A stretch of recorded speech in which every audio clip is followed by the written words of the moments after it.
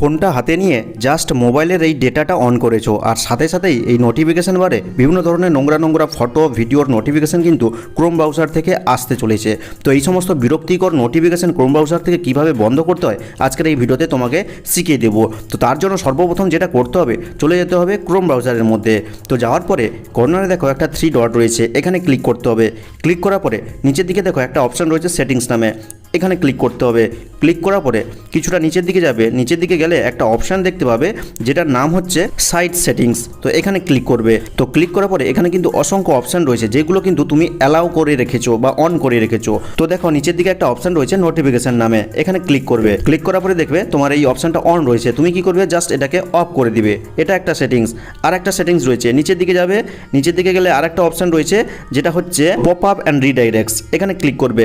Click করার পরে দেখবে এটা তোমার অপশান অন রয়েছে। তো তুমি কি করবে জাস্ট এটাকে অফ করে দিবে। ব্যাকে ফিরে আসবে, ব্যাকে ফিরে এসে দেখো আরেকটা অপশান রয়েছে ইন্ট্রাসিভ অ্যাডস, তো এখানে ক্লিক করবে। তো অপশানটা অন থাকলে জাস্ট অফ করে দিবে।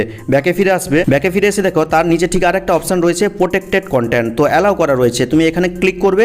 দিয়ে কি করবে জাস্ট ব্লক অপশানে ক্লিক করে দিবে। আর এটা ব্লক করলে কিন্তু এই যে নোংরা ফটো নোটিফিকেশনগুলো সেটা কিন্তু বন্ধ হয়ে যাবে। তো এখানে অনেকগুলো সেটিংস দেখে দিলাম।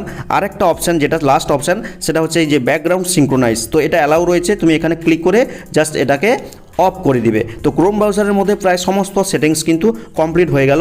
এবার তোমাকে চলে আসতে হবে এই হোম স্ক্রিনে। হোম স্ক্রিনে এসে এই যে ক্রোম ব্রাউজার অ্যাপটা রয়েছে এর উপরে আঙুলটা প্রেস করে রাখতে হবে। প্রেস করার পর দেখো এখানে আই সিম্বল একটা রয়েছে, এখানে ক্লিক করবে। ক্লিক করলে কিন্তু ক্রোম ব্রাউজারের ইনফোটা ওপেন হয়ে যাবে। তো দেখো এখানে নোটিফিকেশন নামে একটা অপশান রয়েছে, তো এই অপশানটায় ক্লিক করবে।